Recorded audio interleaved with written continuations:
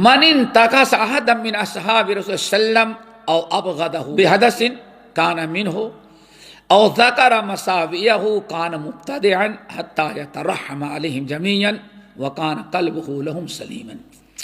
جس نے کسی صحابہ کی عیب جوئی کی، کسی صحابہ کی تنقیص کی، یا اس کے لغزشوں کو یاد کر کے لوگوں میں عام کیا. یہ کب کی بات ہے؟ حضرت امام احمد بن حنبل.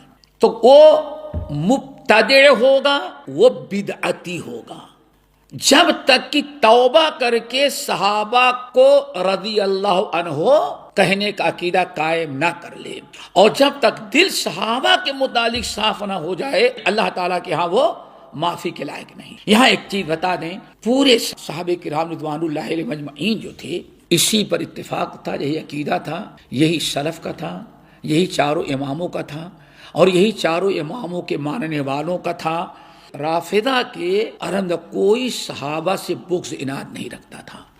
لیکن 1906 کے اندر 1906 عیسوی کے اندر مصر میں ایک انسان میٹرک پاس تھا، کوئی کالج نہیں کیا تھا، جن کا نام تھا حسن البنا.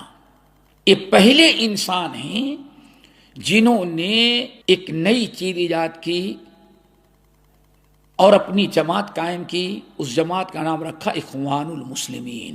پوری 100% سیاسی جماعت، اور سب سے پہلے فتویٰ دیا گیا کہ اتنے اسلامی لیڈر ہیں ان کو قتل کرنا کار ثواب ہے. بالکل حضرت علی رضی اللہ تعالیٰ عنہ کے اور امیر معاویہ کے قتل کے لیے جو اس وقت خوارج نے فتویٰ دیا تھا، بالکل وہی فتویٰ حکام کے متعلق حسن البنا نے شروع کیا 1906 میں. اس وقت ترکی حکومت تھی اور وزیر داخلہ نقراشی کا قتل ہوا.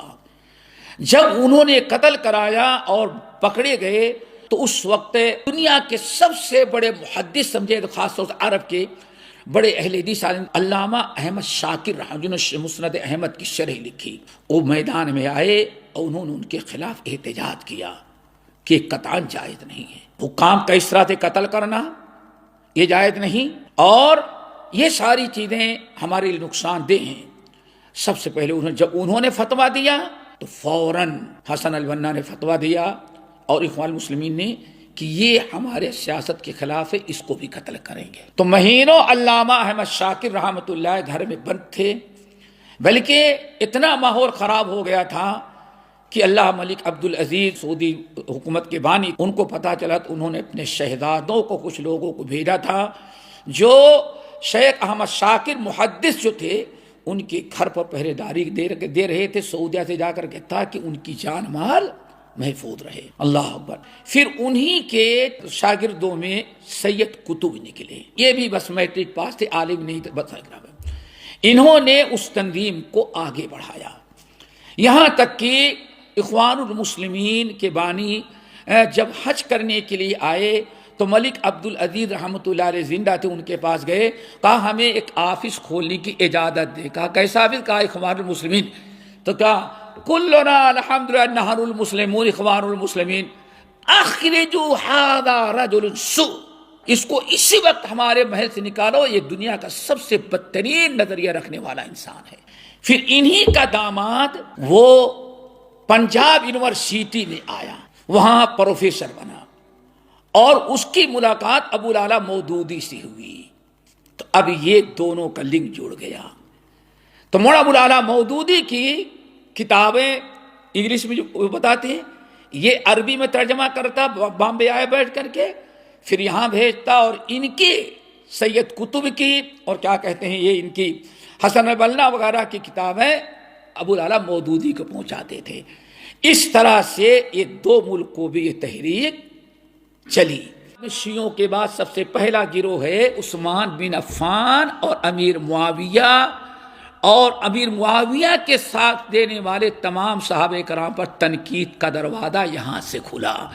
پورے اہل سنت والجماعت جو تقریباً 1400 سال تک متفق تھے، 1350 سال تک اب صحابہ کرام کو برا بھلا کہنا، تنقید کرنا کہ یہ سارا فساد جو ہے بادشاہت کا جو نظام ہے عثمان بن عفان سے شروع ہوا اور امیر معاویہ نے اس کو بنایا، اور اس طرح سے کہتے کہتے آج دنیا کے اندر یہ چیز ایسی آ گئی، خلافت کے نام پر، انقلاب اسلامی کرام کے نام پر ہمارے نوجوان بھی نہ سمجھے منہج نہیں جانتے، انہوں نے صحیح کیا ہے غلط کیا نہیں جانتے، تو بڑی ہاں ملا کر کے بڑے جوش و خروش کے ساتھ وہ بھی تیار ہو جاتے ہیں، حالانکہ یہ پوری امت مسلمہ کے خلاف رہا۔ اس وقت بھی مخالفت کرتے رہے لوگ اور آج بھی کرتے رہے۔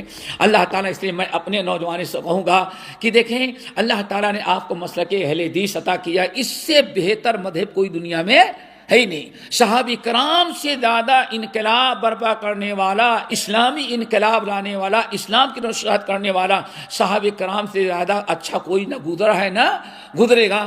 آپ کو صحابہ کرام کا منہج ہے، اس لیے یہ لچھے دار خوشنما ٹائٹل کو دیکھ کر کے دھوکہ نہ کھائیں، آپ اپنے منہج پر رہیں۔ یہ سب جس کو کہتے ہیں دکھانے کے دانت ہاتھی کے اور ہوتے ہیں اور کھانے کے اور ہوتے ہیں، بس یہ مسئلہ ہے کہ حکومت کرنا لیکن اسلام کے نام پر، اور سب سے بڑا ٹارگیٹ ان کو مسلم حکام ہوتے ہیں۔ یہ کہا جاتا تھا خارجی ذہن رکھنے والے مسلمان حکام ان کی برا بھلا کہتے ہیں، اور اگر کوئی عیسائی بادشاہ ان کو پناہ دیتے تو کہتے ہیں وقت کا حبشی نجاشی بادشاہ ہے۔